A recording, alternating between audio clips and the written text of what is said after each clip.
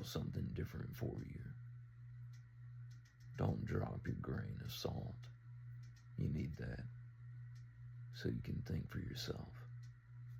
And this is coming from somebody named Ponder. So you know, if I'm saying that, I mean it.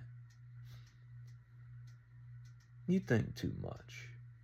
Do I? It's not that deep. Isn't it, though?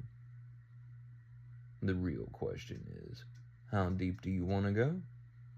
Some ain't ready to step out of the kiddie pool yet, but some of us were born with scuba gear on. Some only want to bob around at the surface. Some feel called to dive deeper, but they are afraid to go on without the rest of the pack.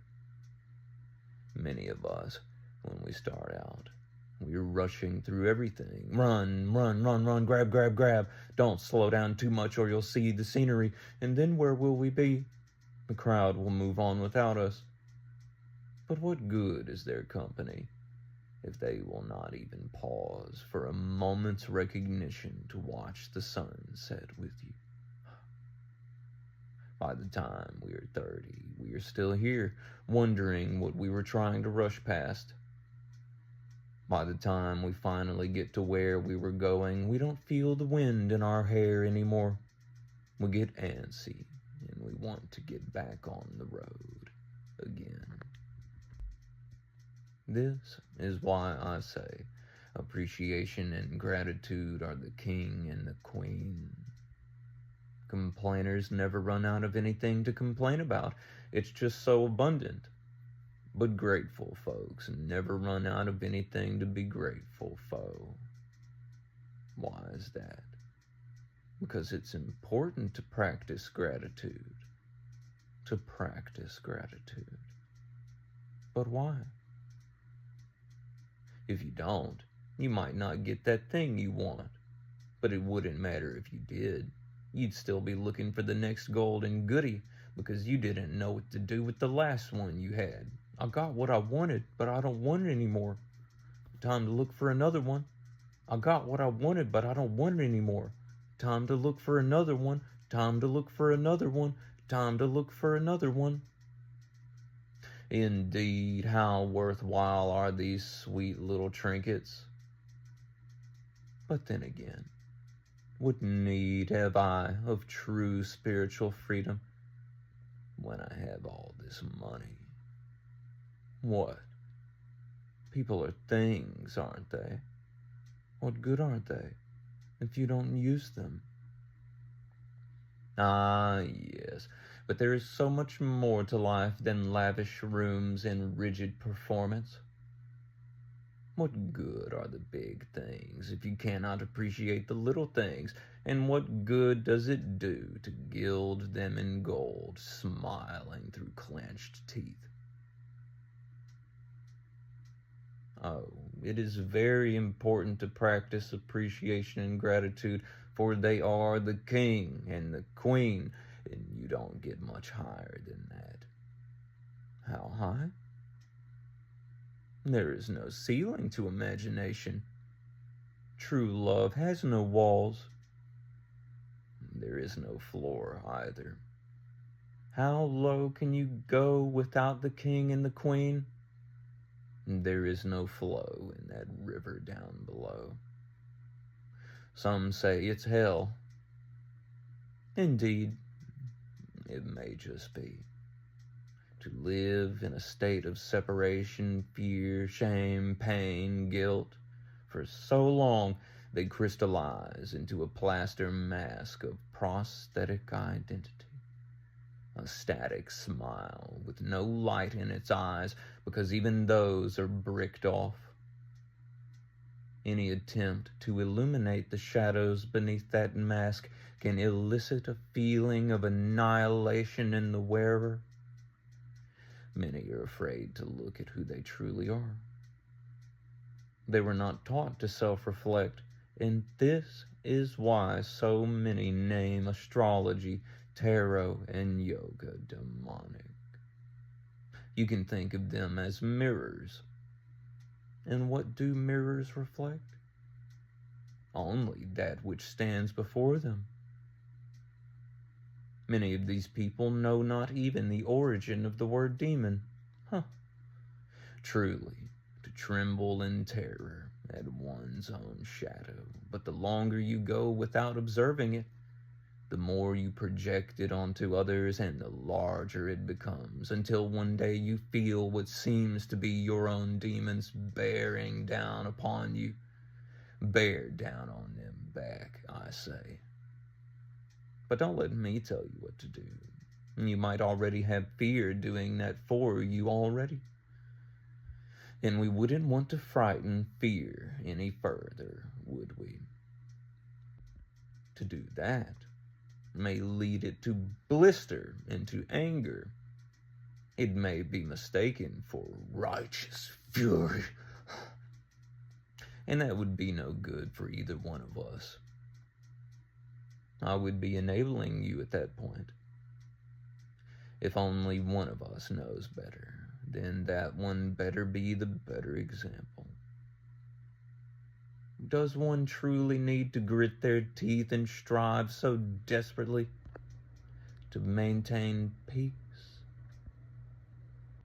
Or is that merely the confession of one's own interior tempest? Yes, some do so love the thrill. The hypervigilance keeps them awake.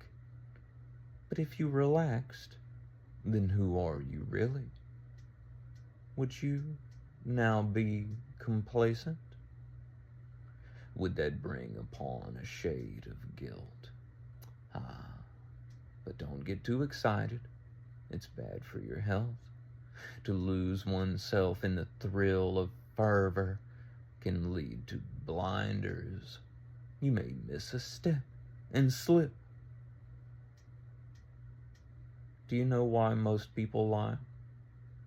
They simply lack the confidence to stand firm in all their absolute truth.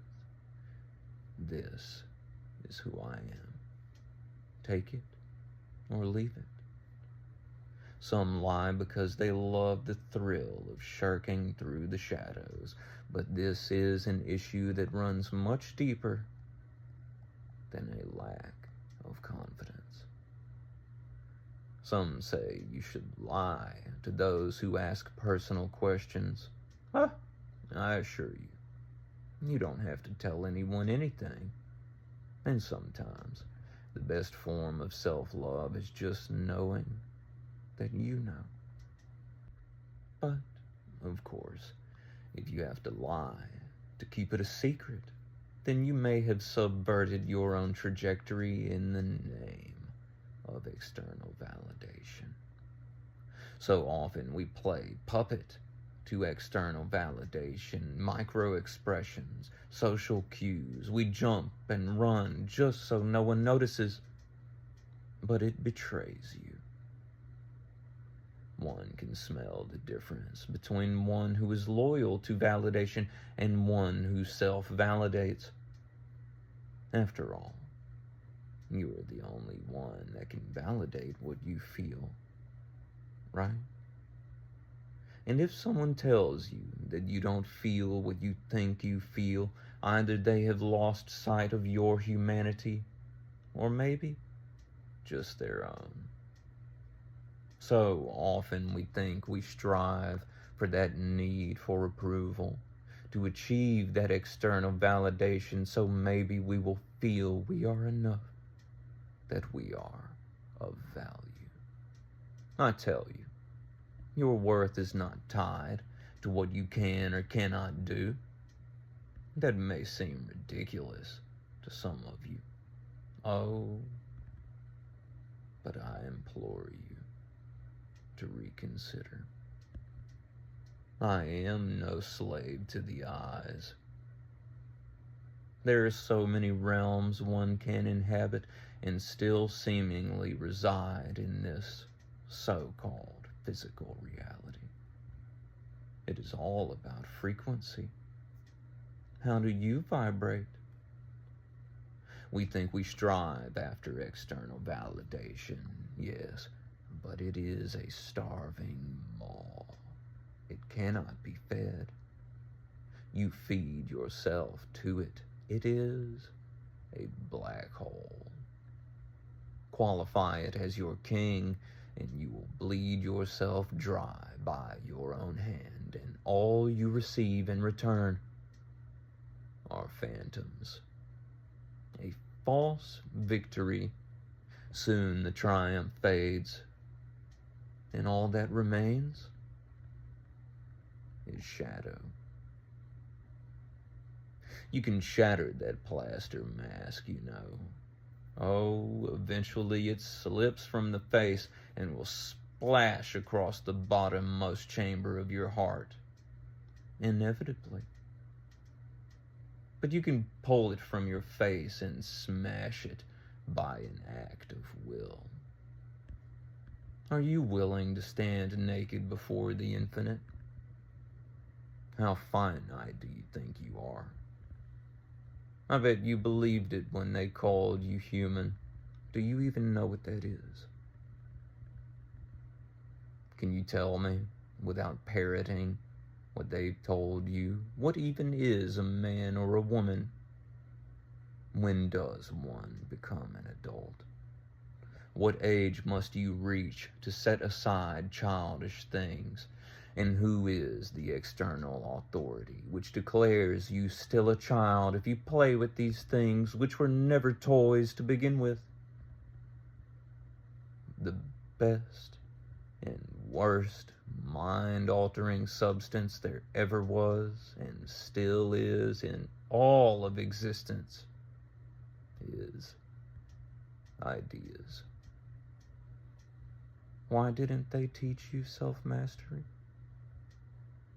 Did they ever even want to see you all grown up?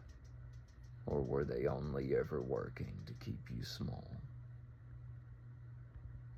Self-doubt is a weapon, you know.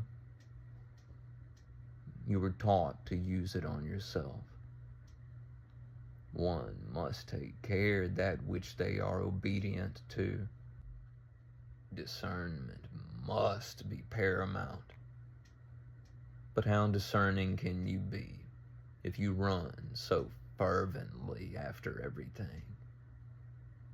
No matter what you are obedient to, it will always be by your own hand, for free will is a choice. If you do not pause for a moment's recognition, how can you tell if it feels right? Were you even taught to hear, to feel, to listen to the tender whisper of your heart? Yes, some say the heart is deceitful above all things. This phrase is a poor translation and has been weaponized just like self-doubt was. Of course, they would tell you that so many of us inherit chains that were forged long before we were conceived, passed down like family heirlooms. If one always turns away from the warmth of their heart, oh, it is dreadful. Those that were taught long ago never to listen may strive to turn you from yours. The only way they can is by an act of will on your part and poor education. No wonder they wanted to keep you ignorant. Why haven't they taught you self-mastery again? Maybe they just like you better like that. You may just be selling yourself short. But then again, you are never meant to be for sale. Because people are not things. And if you ever thought they were, oh, haven't you got a long way to go? Some clawed their pit quite deep. They had strayed from their inner compass for so long. They thought if eventually they found the center of the earth, then one day it would feel right again. They question whether or not they will ever be able to forgive themselves for straying so far away, or if they will ever be able to forgive those who led them astray. But whose fault is it really? Who is to blame? Even this is the same cycle. It is precisely why we call it the blame game, because it isn't actually the real thing. Nothing but a distraction to keep you digging. You can play the blame game until your very last breath, never doing anything but keeping score. Burn the scorecard, I say. It does not serve you. Indeed, the need for approval is a disease. The manipulative love this game. Some think their hate is warranted. Oh, ye of little faith. Feed the vampire if you wish, or you could bless them to receive their lessons sooner than later. For the longer they wait, the more torrential they will need to be to awaken them from their slumber. But you know what they say. Don't try to wake someone who is pretending to be asleep. May they get what is coming to them by their own hand, so they may be freed from the prison they had trapped themselves in, as we all do. God bless their divine presence. They'll be okay, and so too will you be. No one stays ignorant forever. YOLO, they say. You only live once. I'm sure you do. Don't let me tell you what to believe. You already have them doing that for you. What a tiny pinpoint peephole you peer, opening yourself up to the very danger you seek to avoid. It would almost be endearing if it was not so persistently self-destructive. But then again, that was all with purpose, wasn't it? You'll be all right. I believe in you, even if you don't. But at the beginning and end of each breath, that's up to you, isn't it? I don't tell you what to believe. That's between you and your own heart. I don't tell you what to do. You do, don't you?